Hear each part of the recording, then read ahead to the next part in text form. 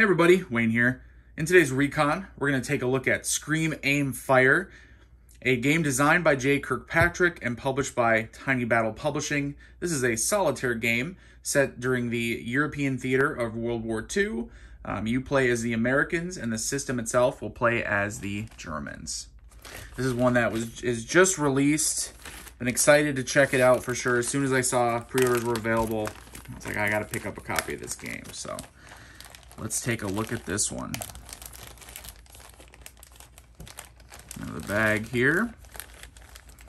Bag could have maybe been a little bigger, but that's okay. Not the end of the world. The counter sheets here. Some cards. All right. A quality assurance card saying order was packed by MA. Thanks, MA. All right. What do we got here? So, take a look at. So, we're going to have like a rule book. Player aid, a couple separate map sheets. You can see the counters. Those look nice. We're going to take a look at those in a second. Like I said, some cards here. Take a look at the rulebook here. Scream, Aim, Fire. Scream, Aim, Fire is a solitaire World War II game putting a player in control of American forces in the heart of Normandy after the D-Day landings. All right. So in color here, you can see counter makeup. There are counter icons here. Sequence of play. American turn, order phase, how to activate units. Oop. Dropping the rulebook here. So, not that many pages if you look. Actually, it's 10 pages here. And that includes, obviously, these are scenarios here. A couple pages scenarios. 4 pages scenarios. So the actual game rules look like they're only going to be 7 pages total. All right. So we got examples. Like I said, it's full color. Looks good. My usual Recons guys, I don't sit there and read through the rule book, anything like that. We try to keep them to 10 minutes and under when possible. So it looks good, looks simple enough. Okay, all right, awesome.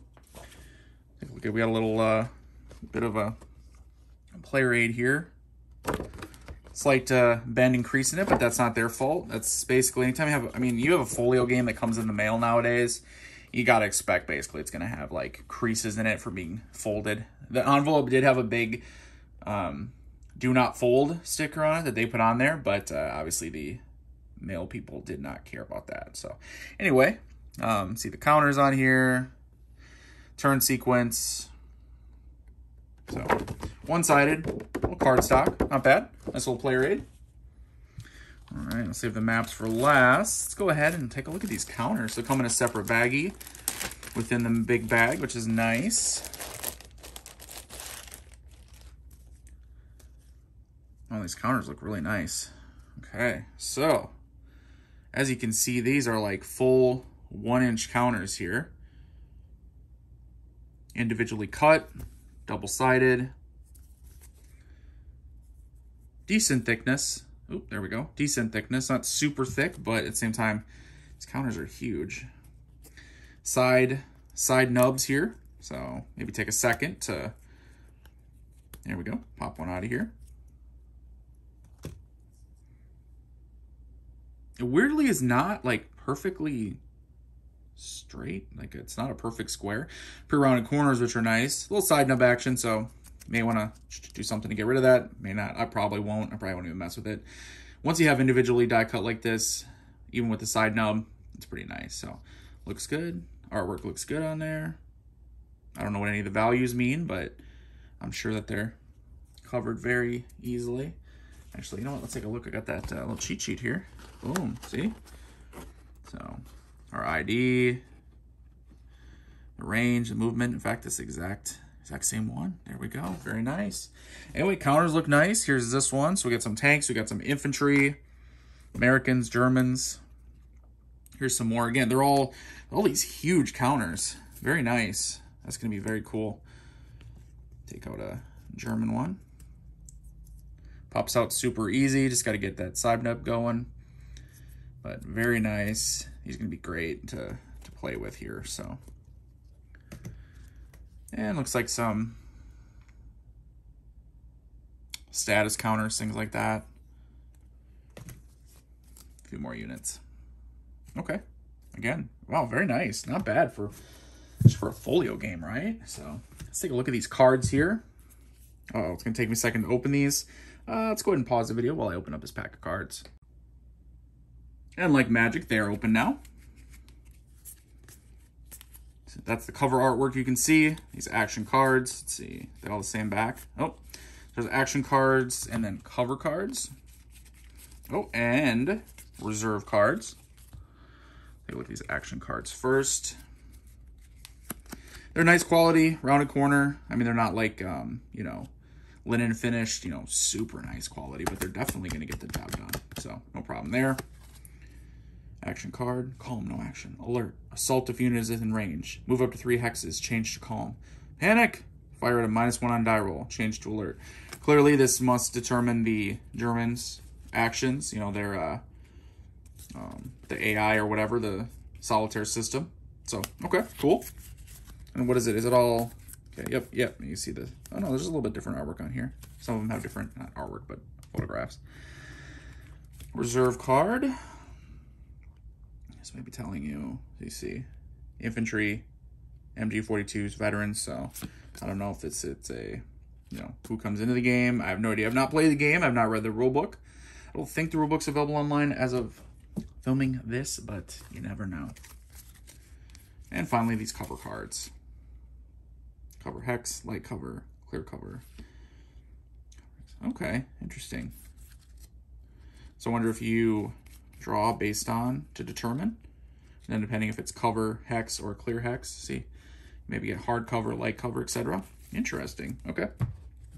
Definitely eager to learn the system here. So, all right, let's check these maps. So there's 2 different map sheets. They are, what are they, 11 by 22, I believe.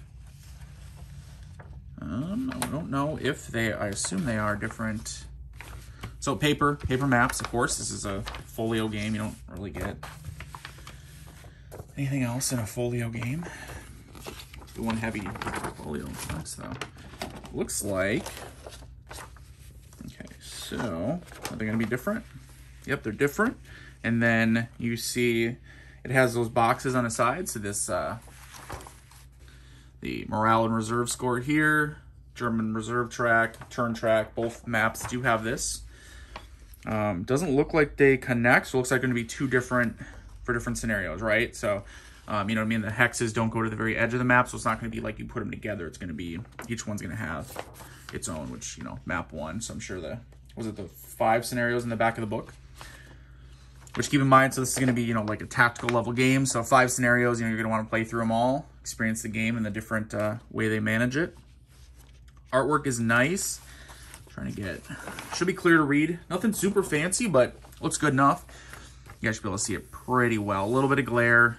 Hang on. A little bit of glare. There we go. Save yourself a little bit of glare so you guys can kind of see it a little better anyway. A little closer. So, again, should be very easy to read. Very easy to tell what's what. You can see these silhouettes in there, so I don't know if that'll be for, like, setup. Hexes aren't numbered, which is very interesting to me. I wonder if that means, like, the scenarios, like, you literally just basically put units where those silhouettes are. Again, I don't know. I'm just guessing at this point. I have not played the game. But that's it, though, right? Yeah, we looked at the rulebook. We looked at the player aid. We looked at these really big counters. Cool. So let me see how they look on here. We got some infantry, American infantry. Just walking down this road here. Okay. Yeah, looks good. Fits in there. Big counters, but big hexes on these maps too. So going to be nice and easy to play. You're not going to be struggling with those little half-inch counters that some games have, some tactical games. But yeah, Solitaire design. So we're definitely be checking this one out. I know Jay Kirkpatrick, the designer, he does have his own, or Jay Kirkpatrick, maybe it is. I think JK Wargaming, something. He has his own YouTube channel, so I'm sure he'll have, since he is the designer, have a lot of great resources for the game.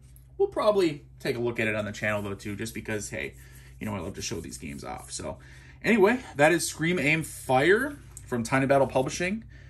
Hope you guys enjoyed the Recon, the unbagging here to look at it. Let me know what you guys think of the game, if you've heard about it, or if you haven't yet. I've seen people are getting their copies, but it is just shipping now, so check it out. But thanks for watching, guys. Until next time, later.